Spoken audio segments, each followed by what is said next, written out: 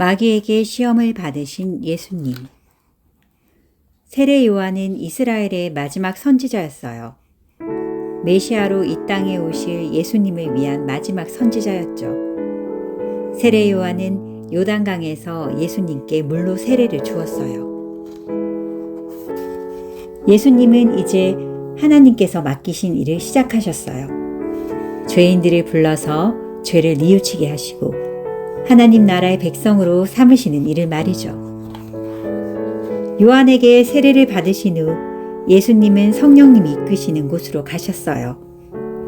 성령님은 예수님을 광야로 인도하셨죠. 광야는 뜨겁고 메마른 땅이에요. 예수님은 그런 광야에서 혼자 외로이 지내셨어요. 아무것도 먹지 않고 오직 기도만 하셨죠. 그때 나쁜 마귀가 예수님을 시험하려 했어요. 마귀는 돌멩이 하나를 들어 예수님 앞에 내밀었죠. 낄낄낄. 아무것도 먹지 않으니 배고프시죠? 예수님은 아무 대답도 하지 않으셨어요. 낄낄. 당신이 진짜 하나님의 아들이라면 이 돌을 빵으로 만들어 보세요. 빵을 먹으면 배가 부를 테니 말이에요. 마귀는 못된 말로 예수님을 시험했어요. 예수님이 마귀에게 말씀하셨어요. 성경에 어떻게 쓰여 있는지 네가 아느냐? 사람이 빵으로만 사는 것이 아니라 하나님의 모든 말씀으로 산다고 되어 있다. 그러니 냉큼 물러가거라. 마귀는 화가 났어요. 예수님이 자신의 유혹에 넘어가지 않았기 때문이죠. 그래서 이번엔 예수님을 성전 꼭대기로 데리고 갔어요. 우와, 정말 높죠? 여기서 떨어지면 아마 죽고 말 거예요. 하지만 당신이 진짜 하나님의 아들이라면 뛰어내려도 살 수 있죠? 천사들이 와서 지켜줄 테니까요. 낄낄낄낄. 예수님이 말씀하셨어요. 성경에 주 너의 하나님을 시험하지 말라는 말씀을 모르느냐? 하찮은 마귀 주제 하나님을 시험하려 하다니 썩 물러가라. 이번에도 예수님은 마귀의 시험에 흔들리지 않으셨어요. 마귀는 포기하지 않고 예수님을 높은 산으로 데려갔죠. 그리고 온 세상을 가리키며 말했어요. 낄낄낄. 예수님, 어때요? 아름답죠? 저 산들을 보세요. 얼마나 높고 아름답나요? 저 강은 또 어떻고요? 이 아름다운 세상이 모두 제 것이랍니다. 만일 당신이 저에게 절을 한다면 이 세상을 다 줄게요. 어때요? 탐나지 않나요? 낄낄낄. 마귀는 교활한 얼굴로 예수님을 유혹했어요. 예수님이 마귀에게 크게 소리쳤어요. 이 더러운 마귀야, 썩 물러가라. 누구더러 절을 하란 말이냐? 오직 주 하나님만 경배하라는 성경 말씀을 네가 모르더냐? 온 하늘과 온 땅의 주인은 하나님뿐이거늘 어찌 내 것이라 하느냐? 썩 사라져라. 그러자 마귀는 겁을 잔뜩 먹곤 꽁무니가 빠지게 도망을 갔어요. 예수님은 광야에서 40일이나 지내면서 마귀의 시험을 모두 이겼죠. 마귀가 떠나가자 하늘에서 천사들이 예수님께 왔어요. 천사들은 예수님을 섬기며 보살폈답니다. 예수님은 왜 광야로 가셨을까요?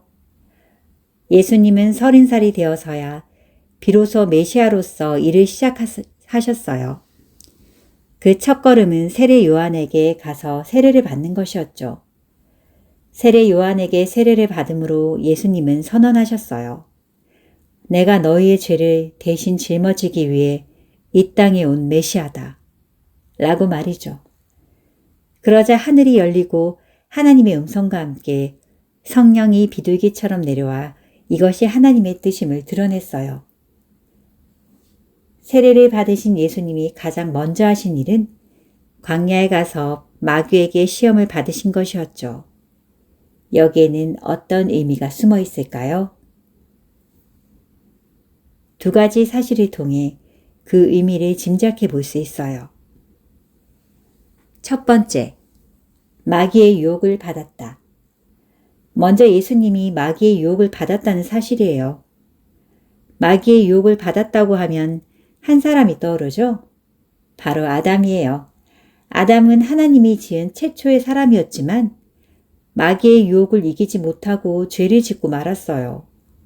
마귀의 유혹에 무너져버린 아담으로 인해 모든 인간은 죄인이 되었죠.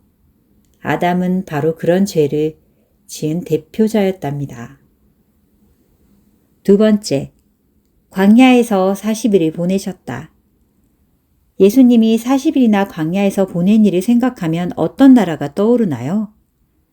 바로 이스라엘이죠. 이집트의 노예로 살던 이스라엘 백성들은 모세를 통해 이집트에서 탈출했어요. 하지만 하나님의 약속을 믿지 못해서 40년 동안이나 가나안 땅에 들어가지 못하고 광야를 떠돌아다녔죠. 이러한 이스라엘 백성들의 광야 생활을 통해 우리는 하나님을 믿으며 살지만 믿지 못하면 죽는다는 사실을 알 수 있어요. 즉, 예수님은 아담이 받은 유혹의 시험을 동일하게 받으셨죠. 예수님은 사람의 몸을 입고 이 땅에 오셔서 사람이 되셨어요. 그래서 사람과 똑같이 마귀의 유혹에 대하여 시험을 받으셨죠.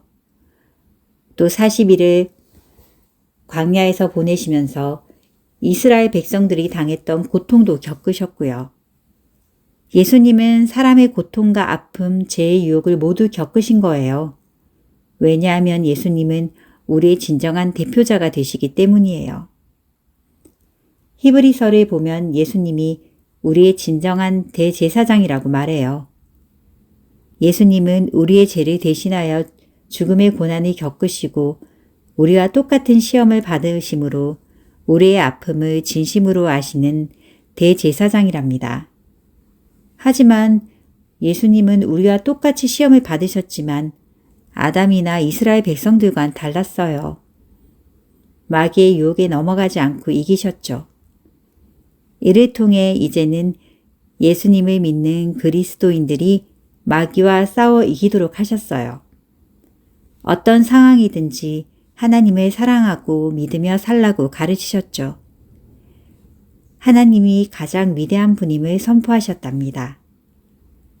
그래서 이 사실을 깨닫는 사람들은 하나님의 은혜 안에서 승리하도록 길을 열어주셨어요.